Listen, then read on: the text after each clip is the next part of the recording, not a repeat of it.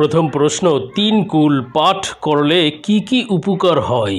দ্বিতীয় প্রশ্ন, স্বপ্নে চেয়ার দেখলে বা চেয়ারে বসতে দেখলে কি হয়? বিস্তারিত ব্যাখ্যা জানালে উপকৃত হব। তৃতীয় প্রশ্ন, স্ত্রী চুরি না পড়লে স্বামীর হায়াত কমে যায়, এটা কি সহি কথা? চতুর্থ প্রশ্ন, পানিতে লিখে স্ত্রীকে তালাক দিলে কি তালাক হবে? পঞ্চম প্রশ্ন, ইউটিউব বা ফেসবুকে মেয়েদের গজল, কুরআন তেলাওয়াত শোনা যাবে কি না? আসসালামু আলাইকুম ওয়া রাহমাতুল্লাহি ওয়া বারাকাতুহু। আলহামদুলিল্লাহি ওয়াহদা ওয়াসসালাতু ওয়াসসালামু আলা মান লা নাবিয়্যা বা'দা। প্রিয় দর্শক, অনেক গুরুত্বপূর্ণ প্রশ্ন আপনারা আমাদের কাছে করেছেন। আমরা আপনাদের প্রশ্ন পেয়েছি আজকের এই ভিডিওতে। তার মধ্য থেকে উল্লিখিত নির্বাচিত 5টি প্রশ্নের জবাব নিয়ে বিস্তারিত আলোচনা করবে ইনশাআল্লাহ। সুতরাং মনোযোগ সহকারে ভিডিওটি শেষ পর্যন্ত দেখুন। আর আপনার কোনো প্রশ্ন থাকলে অবশ্যই কমেন্টে লিখে যাবেন, আমরা পরবর্তী ভিডিওতে জবাব দেব ইনশাআল্লাহ। আর আমাদের সাথে সরাসরি যোগাযোগ করতে, আরও অসংখ্য মাসআলা মাসাইল জানতে আমাদের ওয়েবসাইট ও অন্যান্য চ্যানেল ভিজিট করতে পারেন, যার লিঙ্ক নিচে ডেসক্রিপশনে দেওয়া রয়েছে। তো প্রিয় দর্শক, কথা না বাড়িয়ে আমরা মূল আলোচনা তথা প্রশ্নের জবাবে চলে যাই। একটি প্রশ্ন ছিল যে ইউটিউব বা ফেসবুকে মেয়েদের গজল বা কোরআন তেলাওয়াত শোনা যাবে কি না? দেখুন প্রিয় দর্শক, ইউটিউব বা ফেসবুকে বর্তমানে অহরহ মেয়েদের গজল দেখা যায়, মেয়েদের কোরআন তেলাওয়াত দেখা যায়। এই বিষয়গুলো শোনা যাবে কি না অত্যন্ত গুরুত্বপূর্ণ একটি প্রশ্ন। দেখুন, মেয়েদেরকে তাদের কণ্ঠকে হেফাজতের জন্য বলা হয়েছে।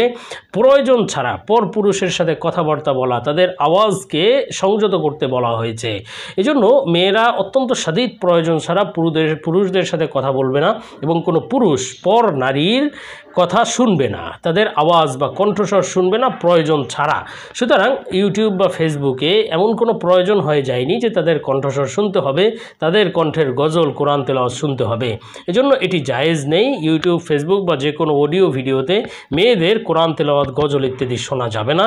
আর কোনো মেয়ের জন্য জায়েজ হবে না যে এভাবে সুন্দরভাবে আকর্ষণীয়ভাবে কোরআন তেলাওয়াত, গজল ইত্যাদি রেকর্ড করে তারপর ইউটিউব, ফেসবুকে ছেড়ে দিবে পরপুরুষদের জন্য। এটা বৈধ নয়। এমনিই তো মেয়েদেরকে বলা হয়েছে যে তারা যদি কথা বলতে হয় পরপুরুষদের সাথে সাদিদ প্রয়োজনে, জরুরতের কারণে, তাহলেও তারা কিছুটা রূঢ় কণ্ঠে বা শক্ত কণ্ঠে কথা বলবে, নমনীয় কমনীয়ভাবে তাদের কথাগুলো উপস্থাপন করবে না, যাতে পরপুরুষ ধোকায় পড়ে যায়। অথচ গজল, কোরআন তেলাওয়াত এগুলো তো কণ্ঠকে সুন্দর করার চেষ্টা করা হয়, সুন্দরভাবে উপস্থাপন করার চেষ্টা করা হয়। সুতরাং এই কাজটি করাও জায়েজ না, এবং তাদের গজল, কোরআন তেলাওয়াত এগুলো শোনাও জায়েজ নেই। এরপরে প্রশ্ন ছিল যে পানিতে লিখে স্ত্রীকে তালাক দিলে কি তালাক হবে?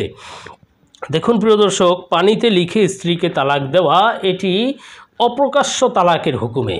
কিতাবের মধ্যে রয়েছে যে অপ্রকাশ্য তালাক, যেমন পানিতে লিখে তালাক দিল, অথবা হাওয়ায় লিখে, বাতাসে লিখে তালাক দিল, এভাবে হাত দিয়ে ঘুরিয়ে ঘুরিয়ে লিখলো সেই তালাকের কথাটি, অথবা আওয়াজ ছাড়া নিজের মনে মনে বলল। দেখুন, এই অপ্রকাশ্য তালাক দ্বারা তালাক হয় না।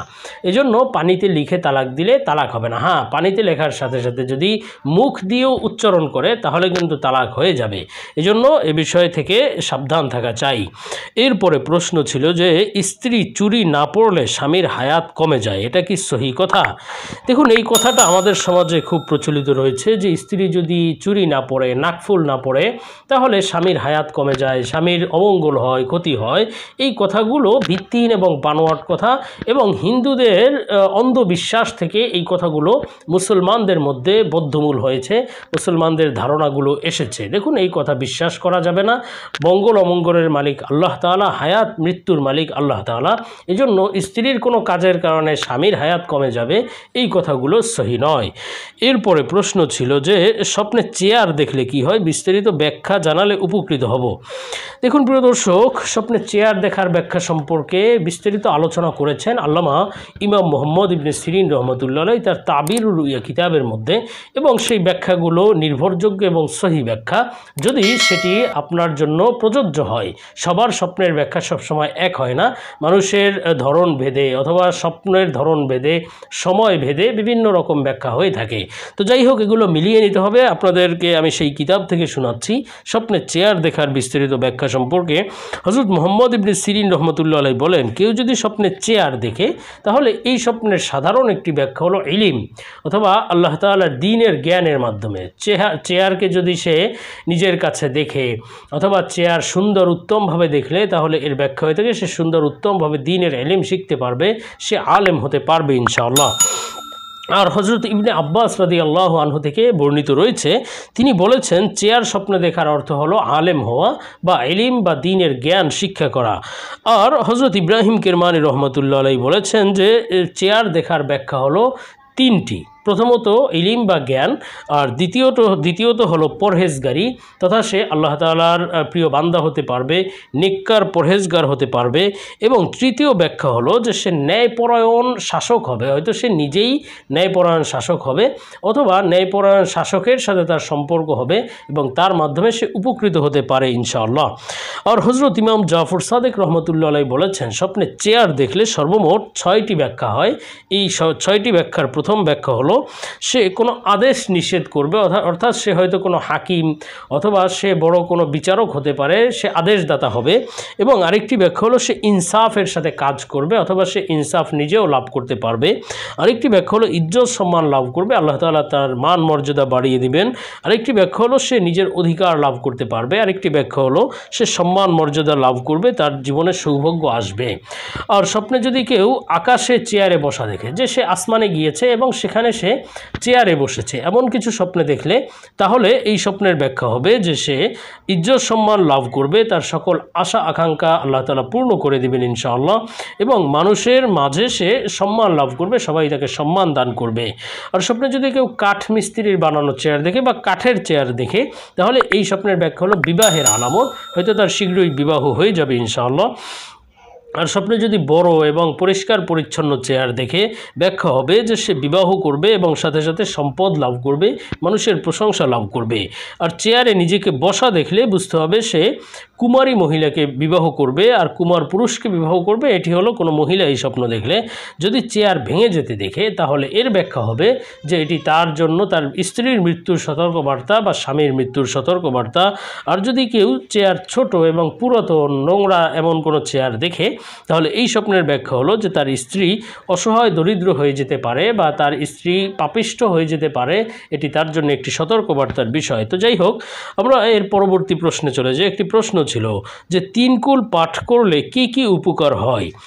দেখুন প্রিয় দর্শক, 3 কুল পাঠ করলে কি কি উপকার হয় এ সম্পর্কে আমরা রাসূল সাল্লাল্লাহু আলাইহি ওয়াসাল্লাম থেকে কিছু হাদিস শ্রবণ করি। হাদিসের মধ্যে আছে, এক রাত্রে এক সাহাবী বর্ণনা করেন যে তিনি রাসূল সাল্লাল্লাহু আলাইহি ওয়াসাল্লামের খোঁজে বের হলেন, সম্ভবত আব্দুল্লাহ ইবনে মাসউদ রাদিয়াল্লাহু আনহু, তো আমি পরিপূর্ণ নিশ্চিত নই। তো হযরত মাসউদ রাদিয়াল্লাহু আনহু বলেন যে রাসূল সাল্লাল্লাহু আলাইহি ওয়াসাল্লামের অন্ধকার এক রাতে তাকে খোঁজ করলাম নামাজের জন্য।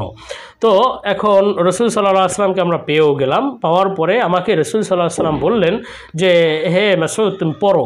তো আমি তখন রাসূল সাল্লাল্লাহু আলাইহি ওয়াসাল্লামকে কিছু বললাম না। তিনি আবারও এভাবে বললেন। তৃতীয়বারের সময় বললাম যে ইয়া রাসূলুল্লাহ আমি কি পড়ব?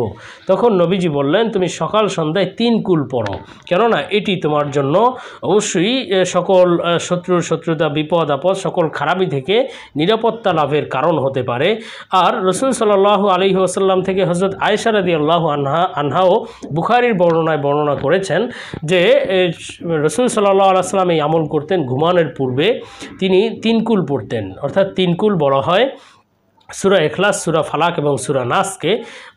কুল হুয়াল্লাহু আহাদ, কুল আউযু বিরাব্বিল ফালাক এবং কুল আউযু বিরাব্বিন নাস, এই 3 সূরাকে। এবং কোনো বর্ণনায় 4 কুলের কথা বর্ণিত রয়েছে, সাথে সাথে কুল ইয়া আইয়ুহাল কাফিরুন এই সূরারও ফজিলত বর্ণিত রয়েছে।